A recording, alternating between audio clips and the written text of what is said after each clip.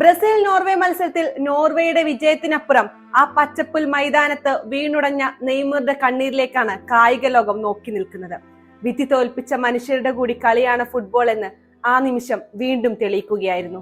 മെസ്സിയും റൊണാൾഡോയും സിംഹാസനങ്ങൾ പങ്കിട്ടെടുത്ത ഒരു കാലഘട്ടത്തിൽ ഒരുപക്ഷെ നെയ്മറുടെ പേരിൽ റെക്കോർഡുകൾ കുറവായിരിക്കാം.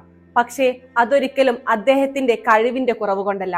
വിധി എന്ന ക്രൂരമായ യാഥാർത്ഥ്യത്തെ തോൽപ്പിക്കാൻ ആർക്കാണ് കഴിയുക? കൗമാരത്തിന്റെ ചോരത്തിളപ്പിൽ സാന്റോസിന് വേണ്ടി പന്ത് തട്ടിത്തുടങ്ങിയ ആ 10ാം നമ്പറുകാരൻ 2014 ലോകവേദിയിലേക്ക് നടന്നു കയറിയാണ് നമ്മൾ കാണുന്നത്. പതറിപ്പോയ ബ്രസീൽ എന്ന വൻമരത്തിന്റെ ഭാരം അത്രയും ആ ചെറു ചുമലിലേറ്റിയപ്പോൾ മൈതാനത്ത് അദ്ദേഹം കാഴ്ചവെച്ച ആ സാമ്പാ നൃത്തച്ചുവടുകളിൽ ഈ ലോകം മുഴുവൻ ഉന്മാദം കൊണ്ടു. എന്നാൽ അതേ വർഷം കൊളംബിയക്കെതിരെയുള്ള മത്സരത്തിൽ നട്ടലിനേറ്റ ആ ക്രൂരമായ പരിക്ക് അദ്ദേഹത്തെ കണ്ണീരോടെ ടൂർണമെന്റിൽ നിന്ന് പുറത്താക്കി.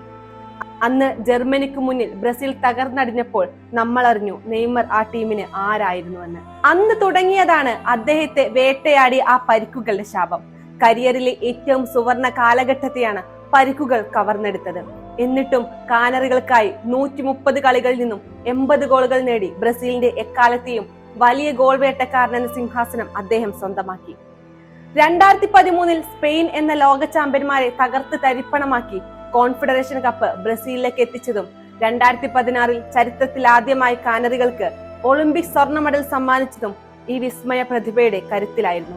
വീണിടങ്ങളിൽ നിന്നെല്ലാം തളർത്തിയ ആ പരിക്കുകൾ ഇല്ലായിരുന്നെങ്കിൽ ലോക ഫുട്ബോളിലെ സകല റെക്കോർഡുകളും തകർത്തെറിയാൻ കെൽപ്പുള്ള പ്രതിഭയായിരുന്നു നെയ്മർ എന്ന് ഈ ലോകത്തിനറിയാം. അതുകൊണ്ടായിരിക്കാം എതിരാളികൾ അദ്ദേഹത്തെ അത്രമേൽ ഭയപ്പെട്ടതും നിഷ്കരണം വേട്ടയാടി ആഴമേറിയ മുറിവുകൾ സമ്മാനിച്ചതും. മെൻഡോസിൽ തന്റെ ഇന്റർനാഷണൽ കരിയർ അവസാനിക്കുന്നു എന്ന് കേൾക്കുമ്പോൾ ഉള്ളുപിടയുന്നത് ഈ കായിക ലോകത്തിനാണ്. പ്രിയപ്പെട്ട നെയ്മർ, നിങ്ങളെ കണ്ട് നിങ്ങളുടെ മാന്ത്രിക ചുവടുകൾ കണ്ട് വളർന്ന ഒരു തലമുറയുണ്ട് ഇവിടെ.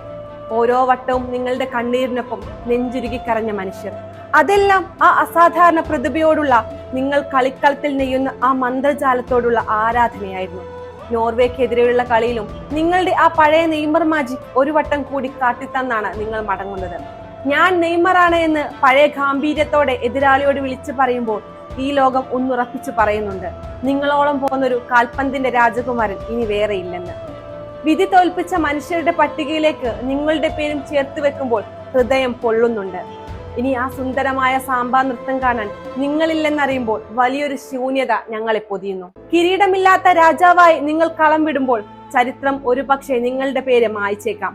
പക്ഷേ കോടിക്കണക്കിന് മനുഷ്യരുടെ ഹൃദയത്തിൽ നിങ്ങളെ ആർക്കാണ് മായ്ക്കാനാവുക? നെയ്മർ, ആ പച്ചപ്പുൽ മൈതാനം നിങ്ങളെ അത്രമേൽ മിസ് ചെയ്യും. We will miss you.